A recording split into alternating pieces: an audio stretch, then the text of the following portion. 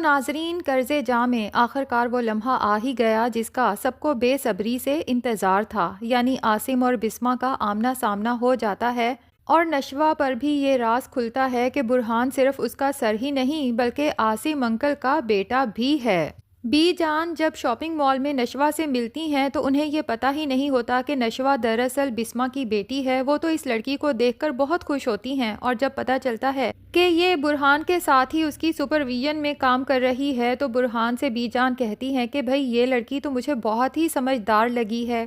اب نہ تو برہان کو پتہ ہے نہ ہی بی جان کو کہ جن سے ہم آج شام ملنے جا رہے ہیں نشوہ سے وہاں پھر سے ملاقات ہونے والی ہے۔ اور سب سے مزے کی بات تو وہاں یہ ہوتی ہے کہ بی جان بسمہ کی بیٹی کے لیے ڈریس خریدتی ہیں تو نشوہ سے ہی مشورہ کرتی ہیں۔ یہ تو جب ان کے گھر جائیں گی تو پتہ چلے گا کہ جس کے مشورے سے ڈریس لیا تھا دراصل گفٹ بھی اسی کو کرنا تھا۔ اب بی جان جب تمام گفٹس لے کے شام کو عاصم اور برہان کے ساتھ برکت ولا جاتی ہیں تو وہاں تو سب کے ہوش اڑ جاتے ہیں، اور یہ جاننے کے بعد کہ ساتھ والا گھر کسی اور نے نہیں بلکہ عاصم نے ہی خریدا ہے، بختیار صاحب کے تو ہوش اڑ جاتے ہیں، کیونکہ بختیار صاحب نے تو عاصم کا یہ گھر اسے دھوکہ دے کے اسے پوچھے بغیر بیچ ڈالا تھا کہ اب وہ کون سا پاکستان واپس آئے گا، لیکن یہ کیا کہ اس کا گھر اسی کو بیچ دیا، یعنی ڈبل دھوکہ۔ بختیار صاحب کو اور اس کی بیوی کو تو ٹھنڈے پسینے آنے لگتے ہیں، لیکن عاصم صاحب اور بی جان تو ان لوگوں کو احساس ہی نہیں دلاتے کہ آپ لوگوں نے ہمارے ساتھ اتنا بڑا فراڈ کیا ہے، بلکہ ان کے ساتھ بہت ہی زیادہ خوش اخلاقی سے پیش آتے ہیں۔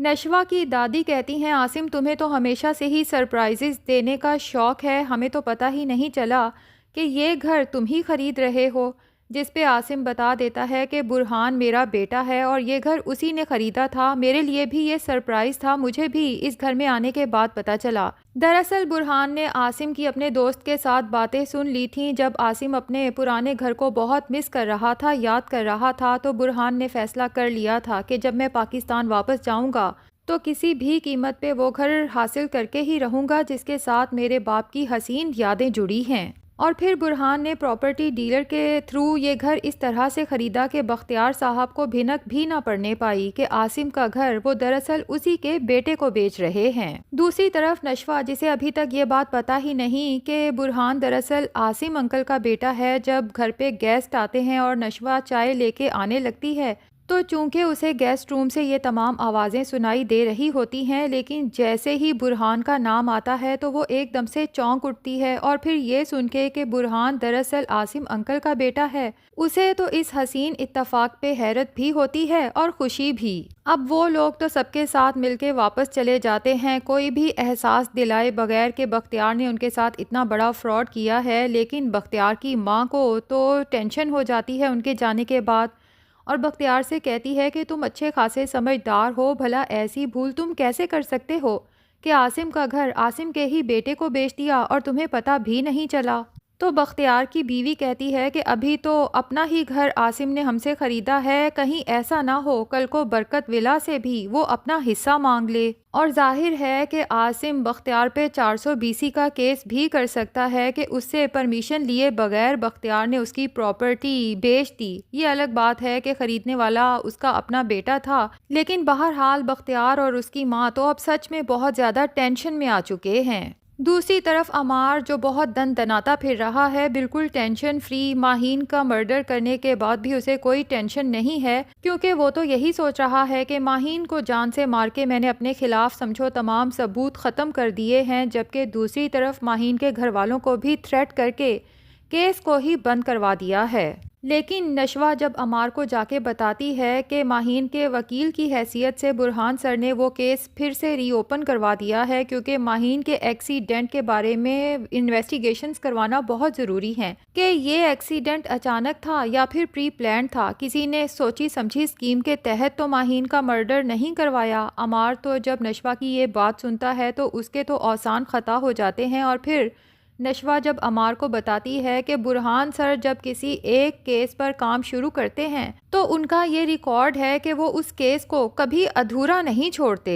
عمار کے چہرے پہ آئی پریشانی اور اس کے ماتھے پہ چمکتا پسینہ نشوہ کو احساس دلا جاتا ہے کہ ماہین کے اس مرڈر کے پیچھے بھی ہو نہ ہو اسی عمار کا ہاتھ ہے۔ اب عمار کی بہن بنش کی شادی کی تیاریاں تو پورے عروج پر ہیں، لیکن لگتا یہی ہے کہ جس دن بنش کا نکاح ہوگا اسی دن اس کے بھائی عمار کو پولیس پکڑنے پہنچ جائے گی اور بنش کا ہوتا نکاح وہیں پر رک جائے گا۔ لیکن اس سب کے بعد بختیار صاحب یہ سوچنے کے کہ یہ سب ان کا کیا دھرا ہے، جو انہوں نے بویا ہے وہی کاٹ رہے ہیں، وہ اس سب کا الزام بھی عاصم اور بی جان پہ دھر دیں گے کہ جب سے وہ لوگ ساتھ والے گھر میں شفٹ ہوئے ہیں ہمارے گھر پہ تو جیسے نحوست کا مستقل سایہ آ چکا ہے۔ ایک کے بعد ایک مصیبت نے ہمارا گھر دیکھ لیا ہے۔ اب بختیار کو جب یہ پتا چلے گا کہ عمار کو اریسٹ کروانے والا بھی کوئی اور نہیں بلکہ عاصم کا بیٹا برہان ہے،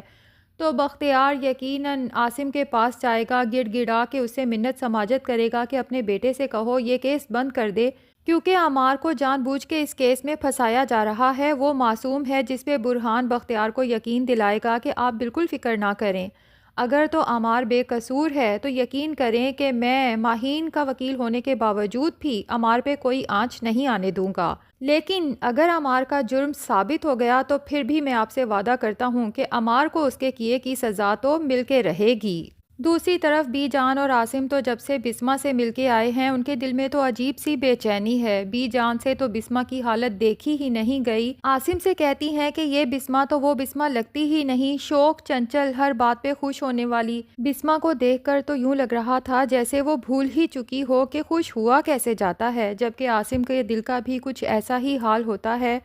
اب برہان اپنے باپ سے کہتا ہے کہ اگر آپ نے ساری زندگی ان کے لیے انتظار کیا ہے تو انتظار کرنا بنتا ہے، کیونکہ برہان بسمہ سے بہت متاثر ہوا ہے، جبکہ دوسری طرف نشوہ کو تو اپنی ماں کی اور عاصم کی لو سٹوری کا پتہ ہی نہیں کہ دراصل یہ دونوں ہمیشہ سے ایک دوسرے کو چاہتے تھے، لیکن نشوہ کی دادی نے زبردستی بسمہ کی شادی نشوہ کے باپ کے ساتھ کروا دی، جو کہ ایک عیاش اور بگڑا ہوا انسان تھا۔ اور پھر اس کے مر جانے کے بعد بسمہ کے بیوہ ہو جانے کے بعد بھی عاصم نے بارہا بسمہ سے شادی کرنے کی خواہش کا اظہار کیا، لیکن دادی نے ہونے ہی نہیں دی۔ اب دادی کو تشویش لاحق ہو جائے گی کہ عاصم کے واپس آ جانے کے بعد اگر عاصم اور بسمہ کی سوئی ہوئی محبت پھر سے جاگ اٹھی اور یہ لوگ ایک ہو گئے تو ہمارا کیا بنے گا، کیونکہ یہ گھر جس میں یہ لوگ رہ رہے ہیں اس میں آدھا حصہ بسمہ کے مرحوم شوہر کا ہے اور باقی عاصم کا، اور اگر عاصم اور بسمہ دونوں ایک ہو جاتے ہیں تو پھر بختیار صاحب، دادی اور سب لوگ کہاں جائیں گے؟ ان کی یہ عیش عشرت کی زندگی تو ختم ہو سکتی ہے،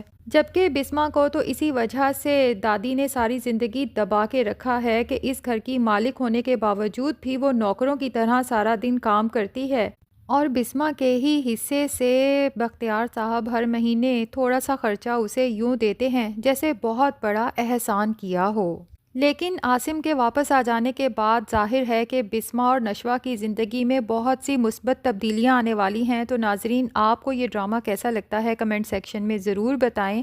اور اگر ہمارے چینل پہ نئے ہیں تو پلیز چینل کو بھی سبسکرائب کر لیں۔